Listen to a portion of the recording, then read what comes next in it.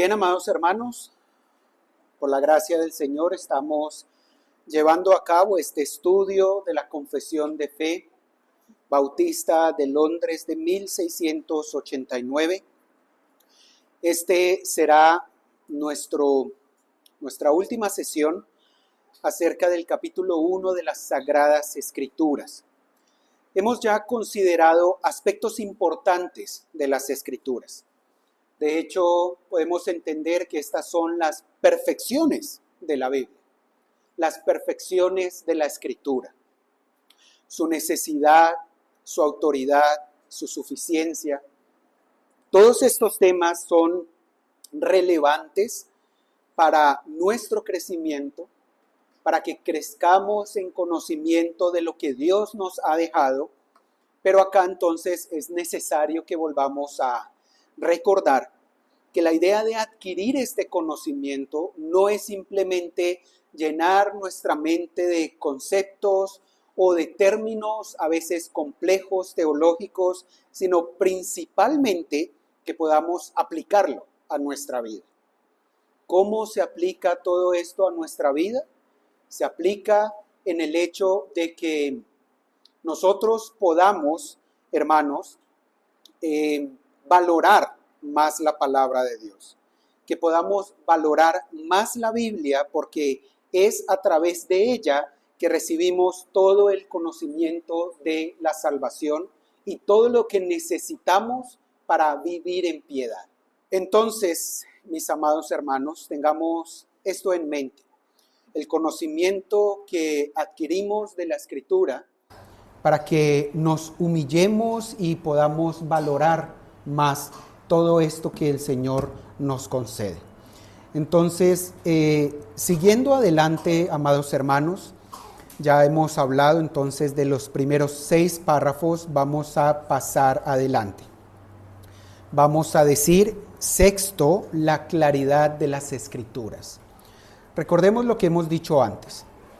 Dijimos anteriormente, primero, que la Biblia es necesaria, ¿cierto? Así que nuestro primer punto era la necesidad de las Sagradas Escrituras. Luego vimos la identidad de las Sagradas Escrituras. Hablamos de su autoridad, de su autenticación. Hablamos de su suficiencia y entonces ahora llegamos a la claridad. Párrafo 7 de la Confesión de Fe.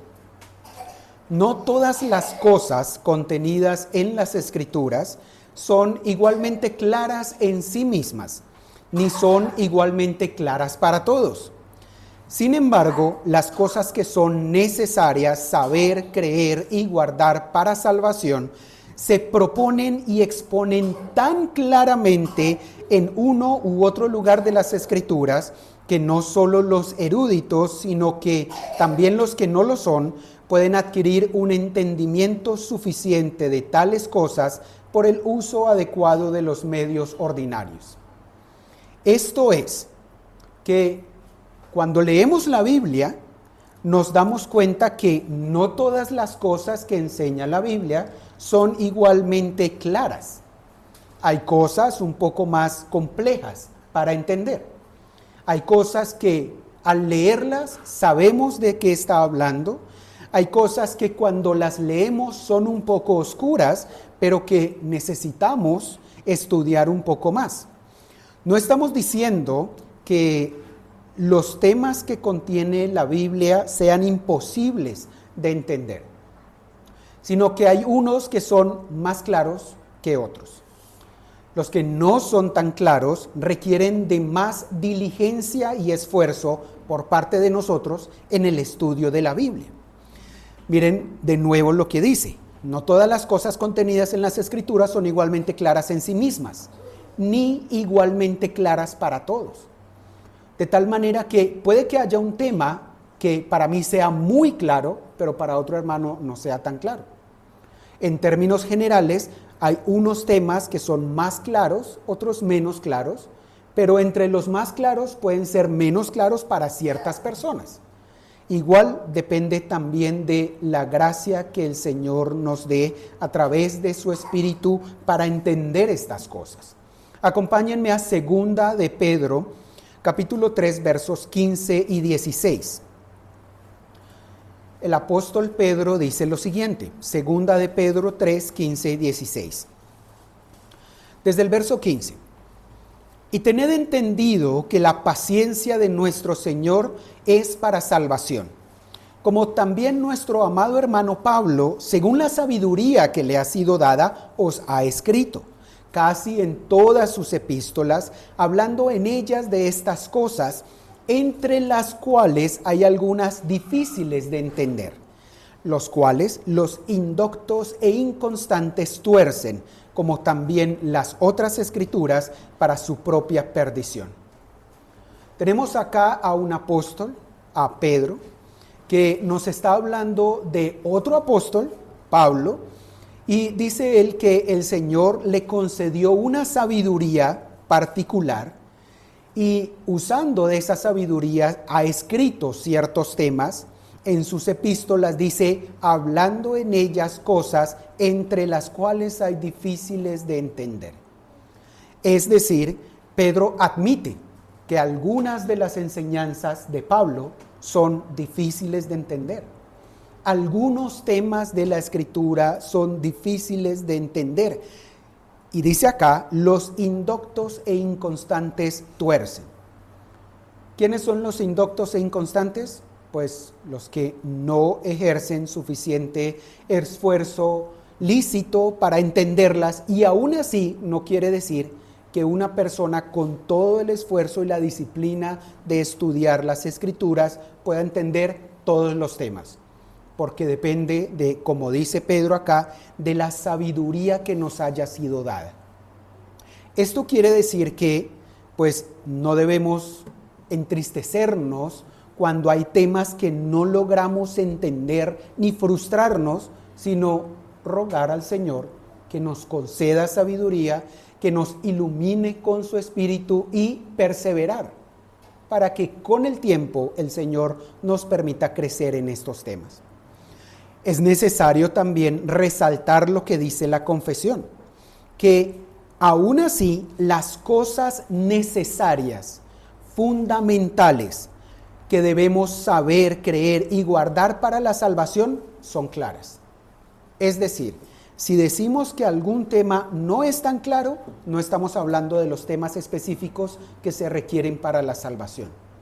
Todo lo que necesitamos saber, creer y hacer o guardar para la salvación está claro. Porque por eso decimos que la Biblia entonces es la historia de la salvación y que es fundamental para revelar, o sea, para quitar el velo de la salvación, o sea, que la vemos claramente. Nada de lo necesario para la salvación es de difícil comprensión. De nuevo, habrán cosas que un hermano entienda más fácilmente que otro hermano, pero en general son cosas claras. Es claro cuando la Biblia dice que la paga del pecado es la muerte. Otra cosa es que una persona endurecida, ¿sí?, no lo quiera aceptar. Pero estos temas referente a la salvación son absolutamente claros, y no solo los estudiosos, sino también las personas del común las pueden adquirir en su comprensión para la salvación. Es decir, que la salvación no fue únicamente revelada para aquellos que por su inteligencia la logren entender. La salvación fue revelada a todos a través de la Escritura. Como dijimos anteriormente, esto no niega la necesidad de los maestros, al contrario, resalta que la voluntad del Señor de tener un ministerio de enseñanza es necesaria para su pueblo, es fundamental para la vida de la iglesia. Un pasaje que nos muestra un poco acerca de la claridad de la Escritura. Deuteronomio 30, versos 11 al 14. Deuteronomio 30, 11 al 14. Dice: porque este mandamiento que yo te ordeno hoy no es demasiado difícil para ti, ni está lejos, ni está en el cielo, para que digas: ¿quién subirá por nosotros al cielo y nos lo traerá y nos lo hará oír para que lo cumplamos? ni está al otro lado del mar, para que digas, ¿quién pasará por nosotros el mar para que nos lo traiga y nos lo haga oír a fin de que lo cumplamos? Porque muy cerca de ti está la palabra, en tu boca y en tu corazón, para que la cumplas. Habla claramente de los mandamientos de la ley que el Señor les dio al pueblo de Israel, pero claramente también dice, este mandamiento no es demasiado difícil para ti y además te lo he traído. No está por allá el lenguaje angelical, ni toca cruzar el océano para entenderlo, está aquí, cerquita. ¿En dónde? En la palabra de Dios, y no es demasiado difícil, es claro.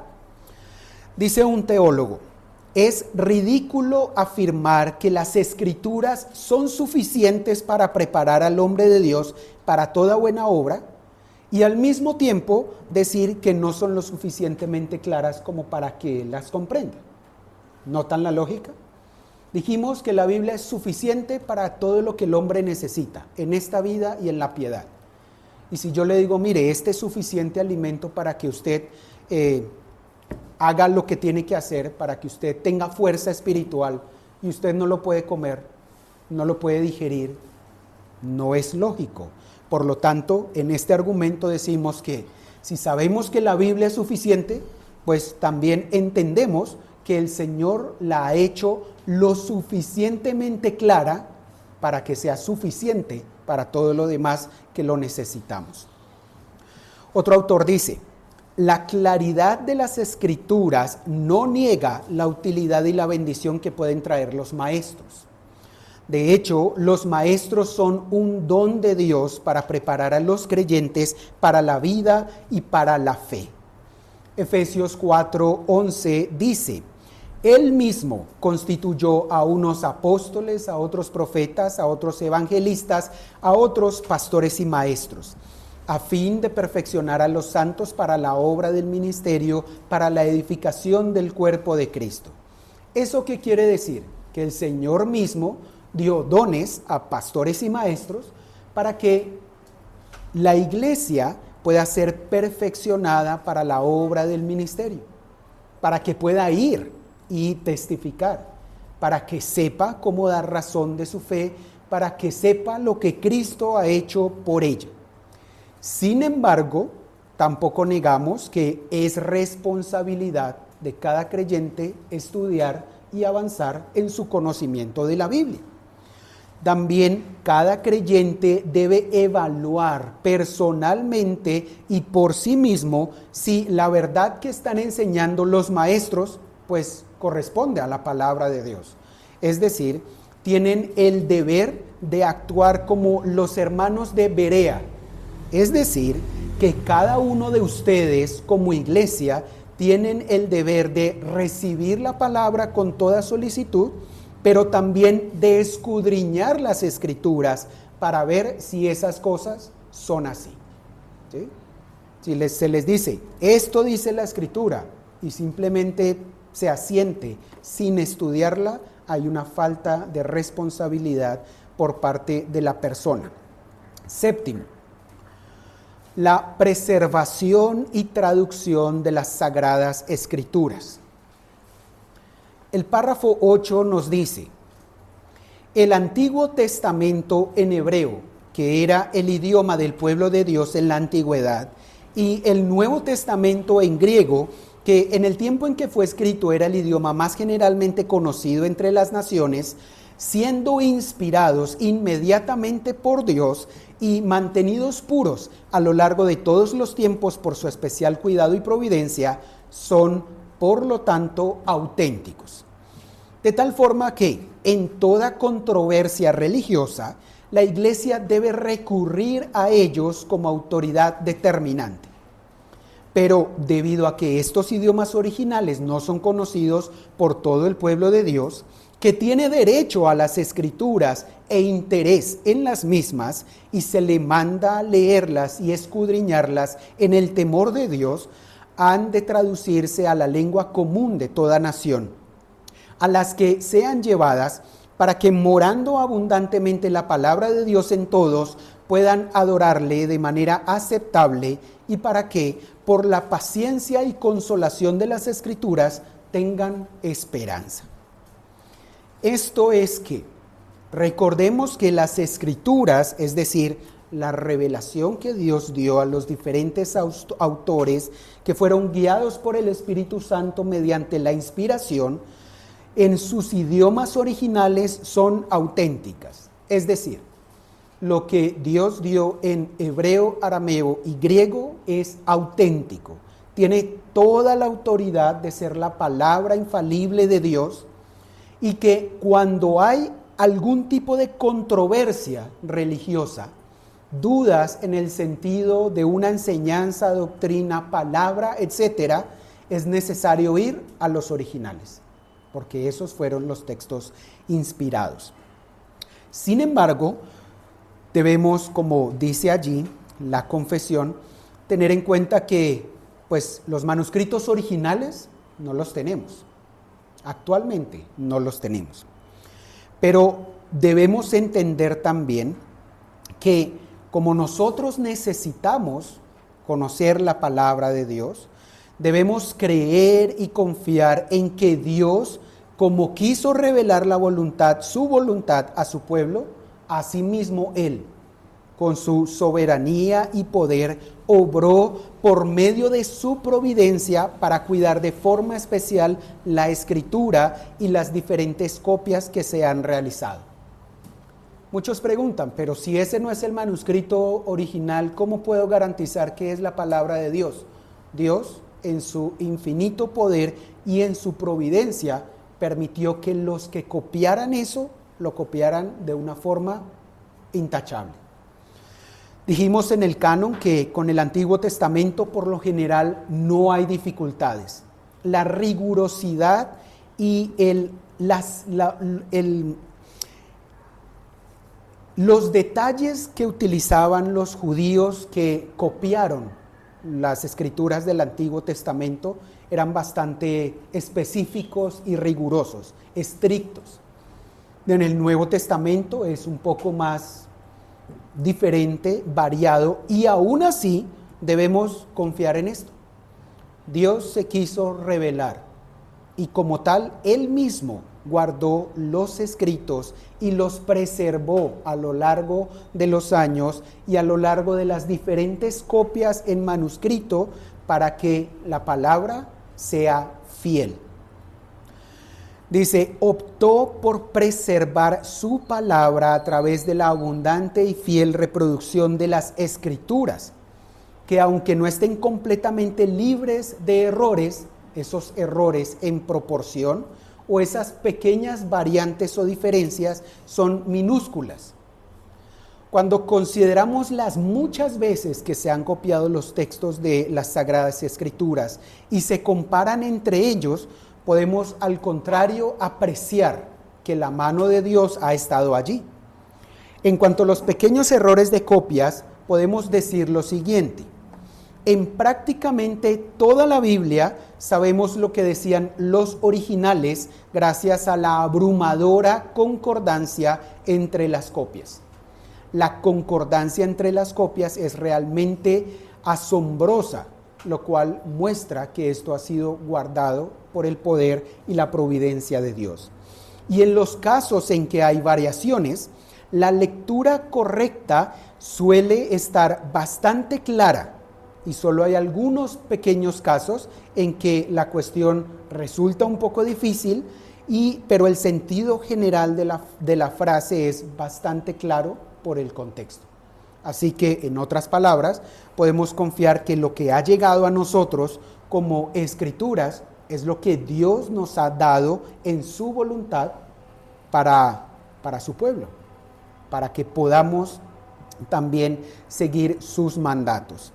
Ahora, la Biblia misma manda en varios lugares a la iglesia que debe meditar en las escrituras, estudiarlas, escudriñarlas, etcétera, como por ejemplo donde dice escudriñad las escrituras, porque a vosotros os parece que en ellas hallaréis la vida eterna, que está en Juan 5:39. Por todas estas razones, si el Señor me manda a estudiar la escritura, y yo no la tengo porque yo no sé o hebreo o arameo o griego o todas las anteriores, ¿qué se desprende de esto? Que es necesario para la iglesia tener las escrituras en lenguaje común, o sea que es necesario que se hagan traducciones de la Biblia. Noten cómo esto fue una de las cosas que potenció la Reforma, el hecho de que la Iglesia Católico Romana insistiera en que la Biblia, las escrituras, debían únicamente tenerse en latín y únicamente para el clérigo, para los sacerdotes y todos los de la iglesia. ¿Y el pueblo no tiene derecho a leer? Sí. ¿Y cómo van a cumplir este mandato de escudriñar las escrituras si no las pueden leer en un lenguaje que entiendan? Se desprende entonces que es necesario la traducción de la Biblia. No cualquier traducción, obviamente. Una traducción rigurosa que tenga en cuenta que las palabras fueron inspiradas, por lo tanto que se traduzcan las palabras y no solo como las ideas generales de lo que dicen los textos. Octavo, interpretación de las Sagradas Escrituras. Párrafo 9. La regla infalible de interpretación de las escrituras la constituyen las propias escrituras. Y por consiguiente, cuando surge una duda respecto al verdadero y pleno sentido de cualquier pasaje bíblico, que no es múltiple, sino único, este se debe buscar en otros pasajes que se expresen con más claridad. ¿Qué nos está indicando este párrafo? Nos está indicando que la escritura, al ser la revelación de Dios, ella misma constituye lo que nosotros necesitamos para entenderla a ella misma.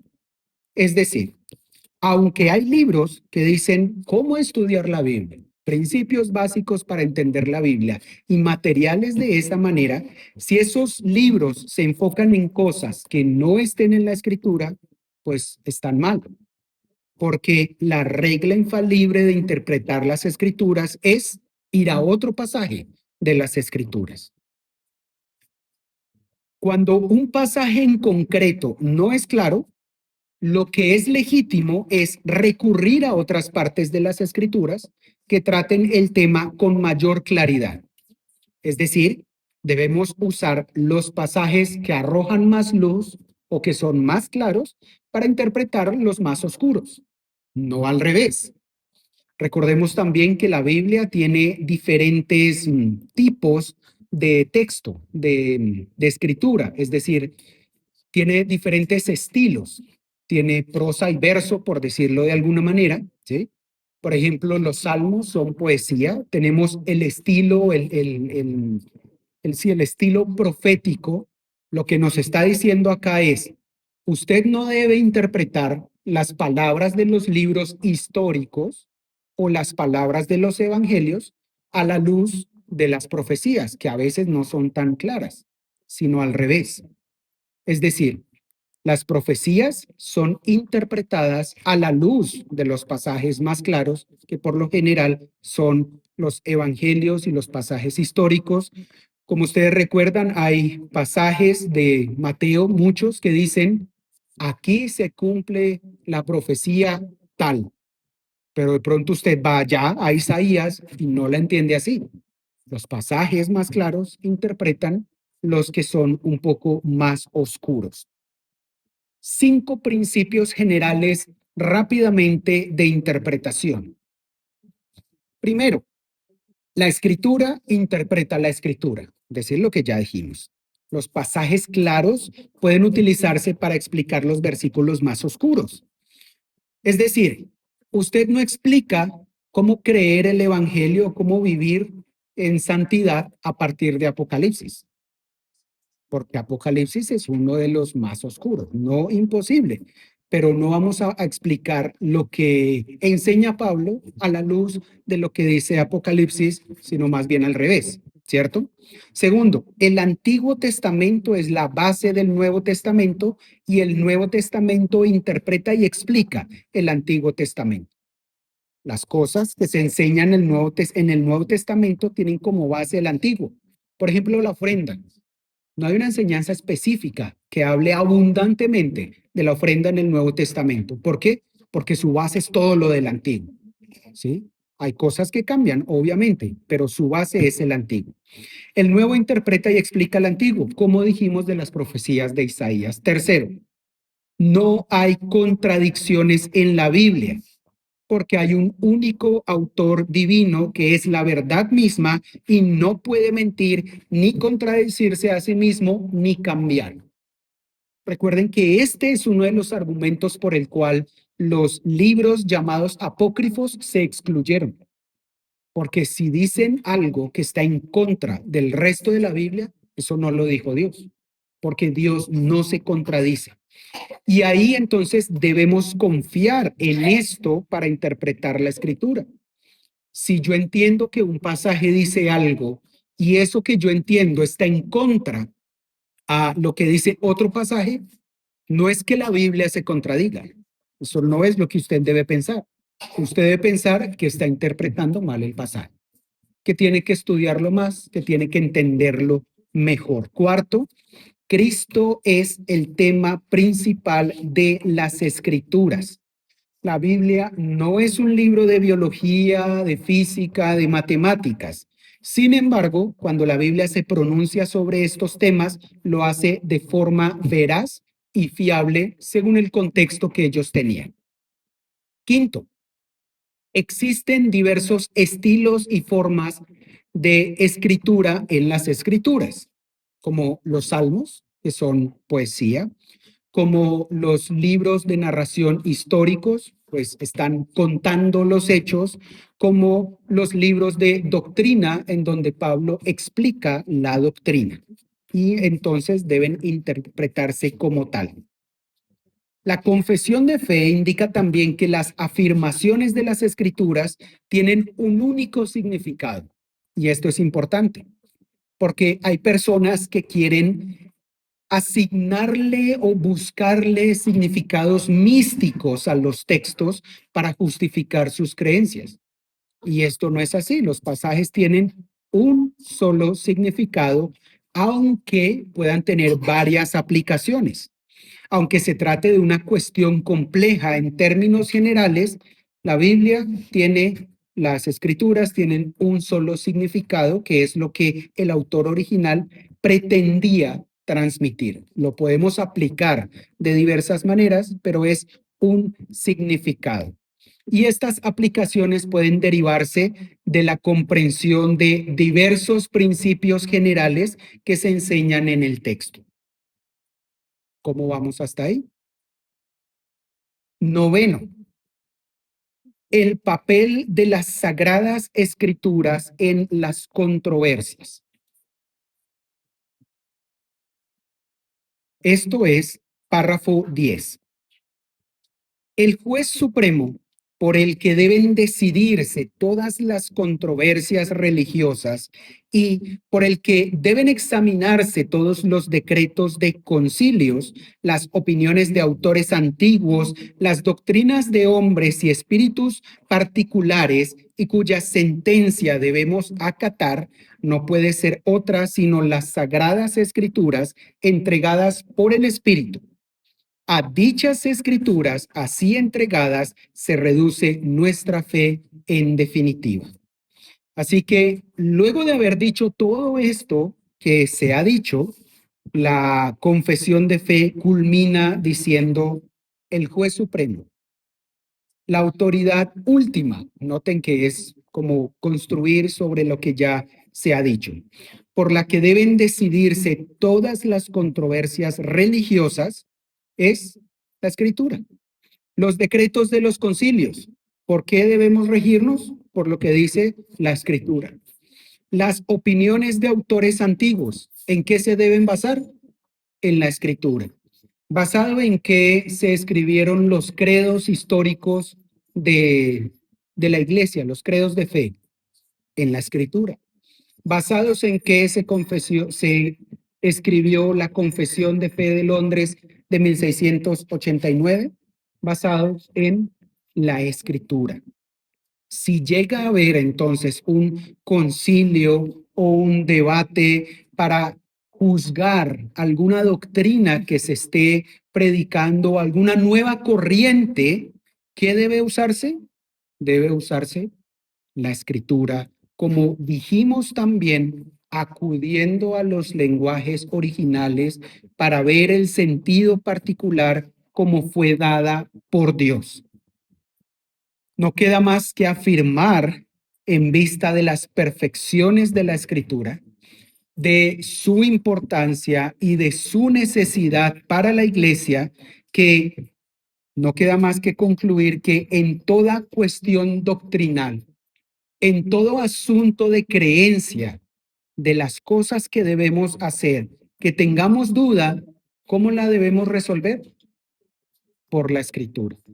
Y entonces acá es que debemos resaltar lo que decían los antiguos reformadores, sola escritura. No es menospreciar el trabajo de los pastores y maestros de la antigüedad que han dejado libros escritos. Es que podamos reconocer que todas estas obras están basadas en la escritura y que podamos tener un mejor conocimiento y una mayor comprensión de estas. Para terminar, veamos el ejemplo mismo de la Biblia con respecto a esto, a cómo se examinan los concilios y las opiniones de doctrinas de hombres en la escritura. Vamos a Hechos capítulo 15, versos 6 al 21.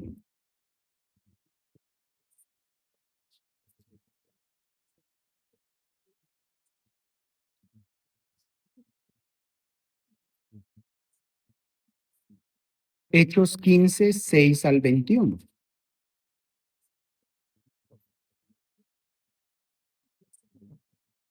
Tenemos el asunto, como dice allí, del concilio de Jerusalén. Verso 6. Y se reunieron los apóstoles y los ancianos para conocer de este asunto.